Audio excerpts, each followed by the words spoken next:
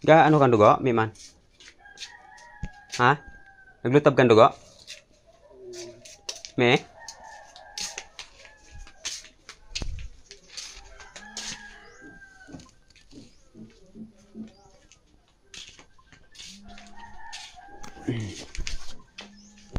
Punta kami ng Aritsio.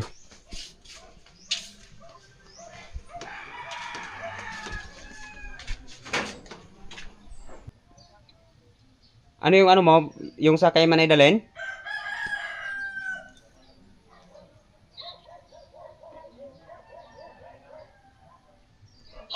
Oh. Oh.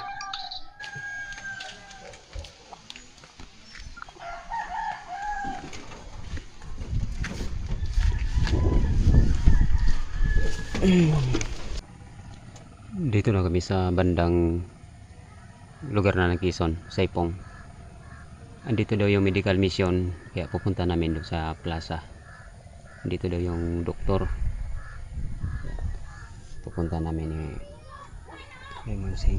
Dito na no, area na to ng Quezon. Abangan na nila idol. Mara pa po idol yung pigurat na mga Aritsio. Alas 9. Pero katurato na itong gamit.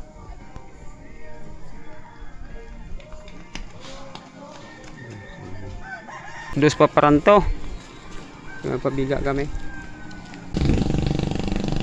Mga idol, miscommunication kasi hindi na ano yung oras. Akala nang nag-recommenda na mapunta kami sa Aritsio doon sa operation umaga, yung pala alauna ng hapon. Kaya nantay ko yung chat kung pwedeng magdiretso na kami doon sa Aritsio.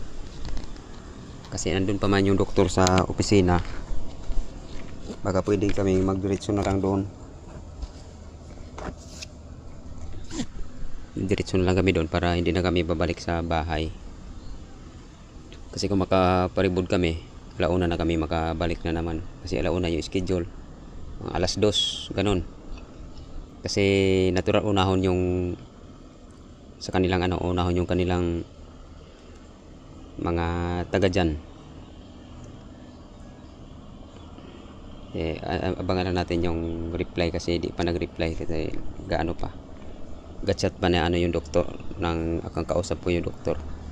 Uwi lang muna kami mga idol kasi hapon pa yung schedule doon launa kasi man si Manimonsing pa to, pahinga muna to doon, mamaya na lang kami pa hapon balik pag machat na ako doon kung pwede kami bumalik hapon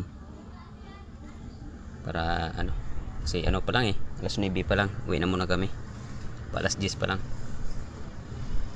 Pagkaroon na ito ng gatas na wala tayong